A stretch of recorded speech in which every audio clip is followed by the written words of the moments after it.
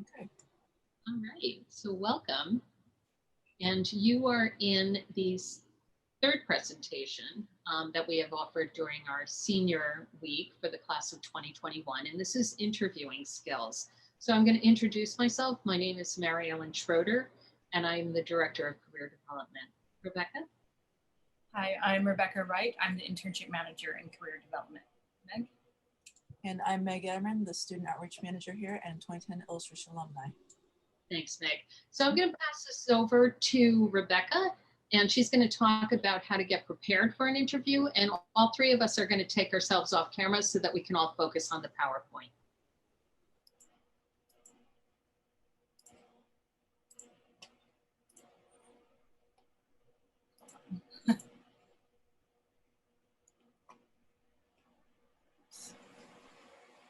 Sorry, give me 1 second. Okay. So we're going to talk about interviewing skills, and one of the main questions all of you might have is how to prepare for an interview. Specifically, what questions will they ask?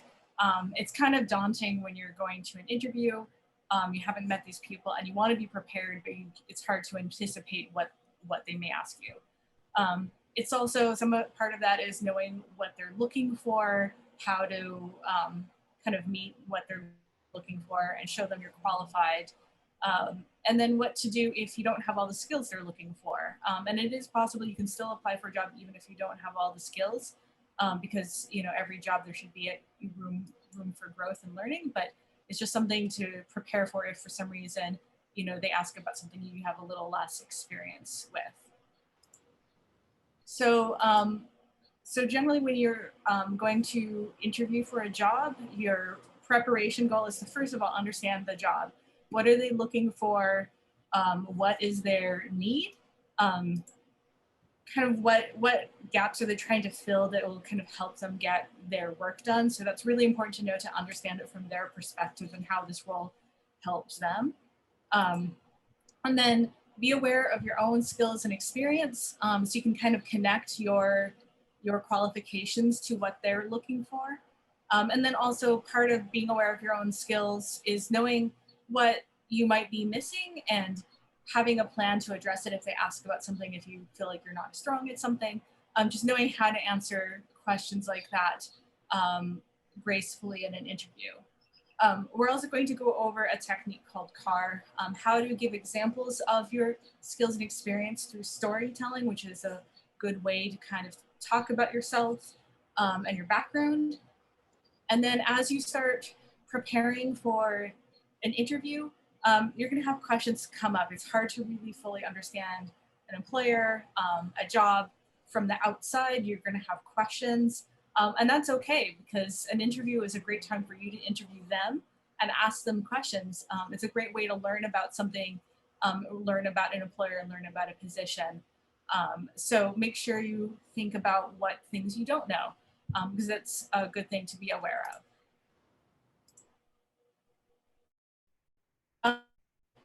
First, we're going to start with a job description, because usually you're looking at a job description.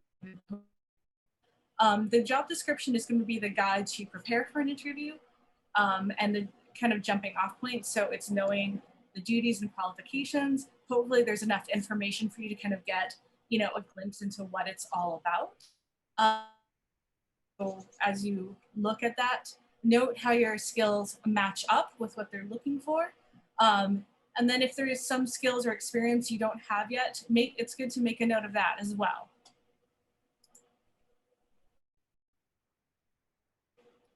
But beyond the job description, you want to research the company. It's surprising how many candidates don't take time to research what the company does or familiarize themselves. They apply for a job or interview for a job. So it's really important that you look over their website, other things, their social media, their blog, announcements, and get information about what they're doing, be familiar with, what they do, customers, their projects, kind of what sorts of roles they hire for or have there. So it's really important to be familiar with that, and also give you context for the job description. So they kind of go hand in hand. You fits in with the company. So now I'm going to pass it over to Mary Ellen to talk a little more about the job description. Thanks, Rebecca. So as Rebecca had said, we're using GBH as kind of an example of a company and a job description. And we're going to talk about how you can kind of read between the lines of this. So as Rebecca said, and it surprises me as well, is how many people will show up in an interview and they have no idea what the company actually does. And that's one of their first questions is, what do you do? And that is not a good place to be in if you're in the interview stage. So it's important to do your homework ahead of time. And if it helps, I would say focus your perspective on the needs of the employer. So I typically tell students and alumni, going on a job search is, yes, you're talking about yourself, but in so many ways, this is not about you. This is about the needs of the employer. And are you effective in identifying what those needs are? So this is the job description, a real job description that we had posted through career development. We picked up to offer this as an example. And you can see that the job description is divided by the department overview for GBH. This is specifically for children's programming, and a general overview of what this position, which is an internship in children's programming, will do. And it's assisting the producers and production assistants with, what their daily kind of activity. So the responsibilities are identified there, and then the skill set as well. So if we go on to the next slide, we've kind of broken this down for you. So in general, they're asking for skills in research, administrative support, social media content, and reviewing scripts, designs, rough cuts, and music. But what you're asking yourself is, what are they really asking for? So if we go to the next slide, what we've done is we've broken this down. I think social media is probably a really good example of how you need to kind of see it from the lens of the employer. So for all of us, being involved with social media for our own personal reasons, you're consuming social media and you're reacting to it. But when you're engaged in social media on behalf of your employer, you are providing skills that will help promote their business. So when you think social media content for an employer, what you're reading between the lines is they want somebody who has strong writing skills. They're probably going to want somebody who has photography skills or video skills, because it's obviously a very visual medium. So you want to think about, do I have those skills? And if I have those skills, where have I demonstrated them? Administrative support is a very general term. You're going to see it show up in a lot of job descriptions. But what we're telling you is that they're saying, have you had any office experience?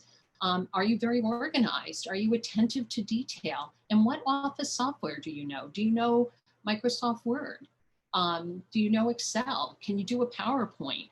Those are the kind of skill sets that you want to have pop up in your mind when you're looking at the different roles and skills that an employer is requesting of a candidate applying for the job. Next slide. So on the left-hand side under experience, as had been referenced earlier, writing experience is certainly helpful. Perhaps you've had an internship in TV or video production. You've had experience working with children and you have a general idea of what they're attracted to, and design and photo editing skills as an artist. You may or may not have that experience, but it's always helpful to identify it from the job description and be able to address it if you do.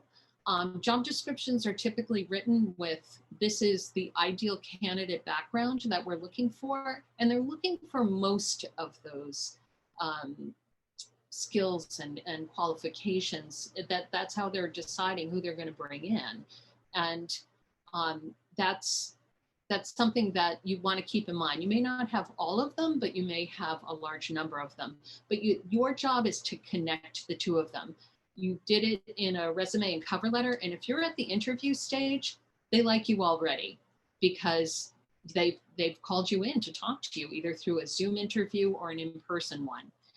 Soft skills are the area where I think a lot of people feel more comfortable initially, but it's also something that this is where we're going to focus your attention in practicing CAR, which is a technique that will help you in an interview, and it'll help in a way that it's going to help you structure your answer so that you're not rambling. So these were the soft skills that were identified in the job description. And you can see proactive, be professional, have the ability to multitask, working independently, but also being able to work with other people. You're going to see this in a lot of job descriptions. So this is a very common skill set requested. Next slide. So I'm going to take over here and talk about how to anticipate questions and do a little bit of an exercise that you can kind of do as you prepare for an interview on how to think ahead on what questions they may ask you. So going to the job description, that's going to be your guide on what they might be asking. We're going to start with one of the soft skills that Mary Ellen mentioned, being proactive. And proactive means, you know, they want a person who's able to take initiative. So if you are preparing for an interview, you can go through and pick out job description details and take that and turn it into a question. So for example, can you tell me about a time in your experience where you had to take initiative? So this is a way to kind of formulate that job description detail into a possible employer question. And the question is phrased in a way that it's not a yes/no question. It's not like, are you proactive? Can you take initiative? It's more, can you tell me about a time in your experience where you had to take initiative? And often employers phrase questions like this because they want to hear more than a yes/no. So that's something to think about, is to kind of think of questions phrased in more of a prompt to tell a story.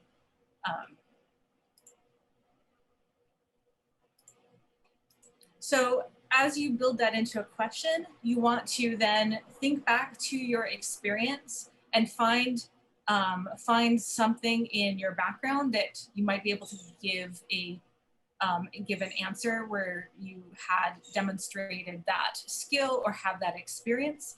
And this doesn't just have to be related work experience. You can think about a volunteer position, a job that you had to support yourself, a class exercise, an activity. So it can basically be anything that is an experience of yours. So, you know, I'm going to pretend to be the candidate and think back to a time where I had a job in a museum gift shop. It was retail, but I think I have some experience there that I might be able to use to kind of demonstrate that I can take initiative. I'm going to pass it back to Mary Ellen next. Okay, so Rebecca is just about ready to tell her story, but what I would encourage her to do is to think through an acronym we call CAR. So if we go to the next slide, CAR is C is circumstance. So you're basically painting for your listener a picture in words for them seeing you in the position. So Rebecca wants to kind of help me envision her working in a museum gift shop. And the action is something happened in the museum gift shop that is going to lead me to believe that she can be proactive and that she can take the initiative.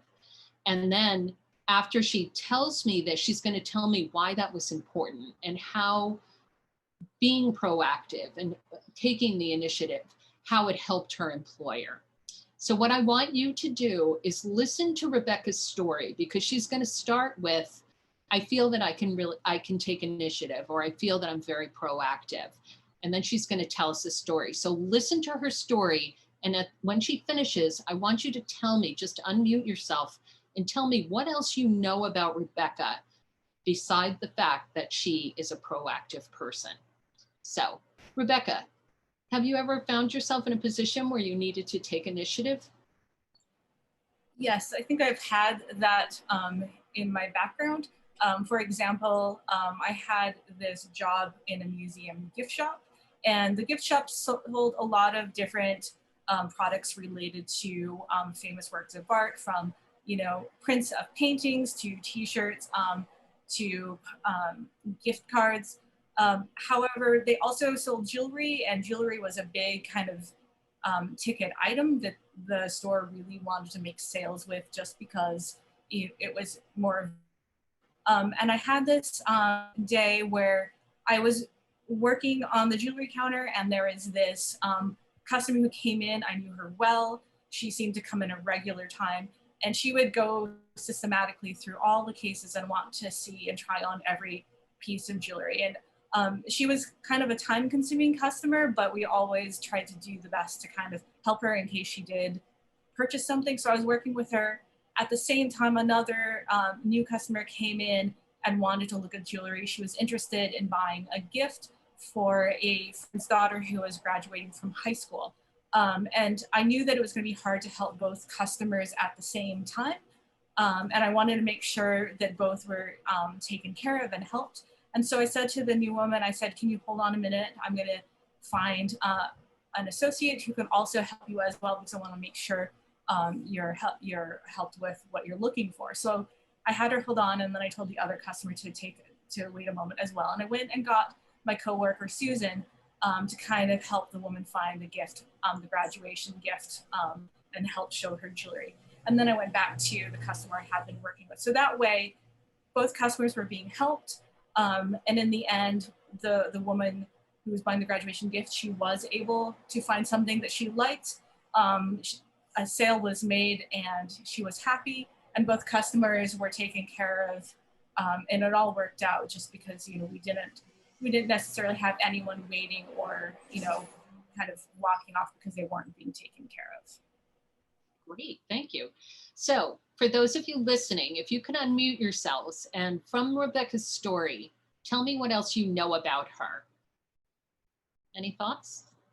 Other than her taking the initiative, she was also quite personable with the customers and friendly, and also flexible and had quick thinking in that situation. Wow, nice, personable, quick thinking. I love it. Those are great qualities to have. Any other thoughts?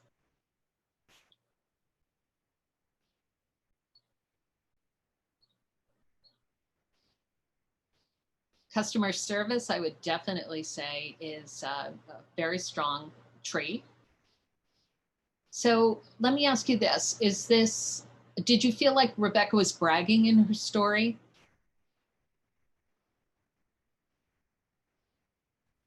No, it was more of just a recount of what happened. Great. You see, and that is the whole beauty of CAR, is that you're telling a story and you're providing context. So Rebecca started off with saying, I do feel that I'm proactive, and let me give you an example. And she gave us this really nice account of working in a museum gift shop. And not only did we find out that she was proactive, but we found out that she was personable, that she had very strong customer service skills. Both customers were very happy. And she was able to tell the story in a way that added value to her, our impression of who she is and how she may be interacting with our company as a potential employer, and how she'd present herself to our clients. So that's what I mean by kind of looking at an interview and applying for the job from the lens of the employer, and how experiences that you've had in your background you can use to talk about different skills that you have. And this was a really good example of one strength that was demonstrated through a story that was probably a basic pocket money job for Rebecca at the time.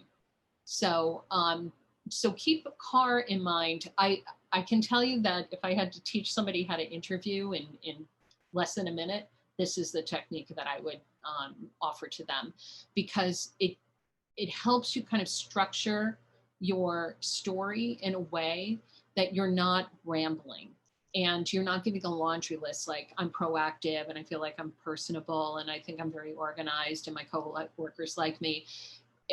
That's just a laundry list. That's not as helpful as telling a story and providing context. So I think if we move on to the next slide, and I think I'm passing it over to Rebecca now. So to kind of go to recap, thinking about how to be interview ready. I mean, first is you start kind of applying for jobs and getting, ready for a possible interview. You want to make sure you save the job description. And this is really important when you're applying for jobs because you never know when you're going to get called for an interview. It could be a week later, it could be a month later. You don't know. And sometimes that job posting you responded to is no longer online.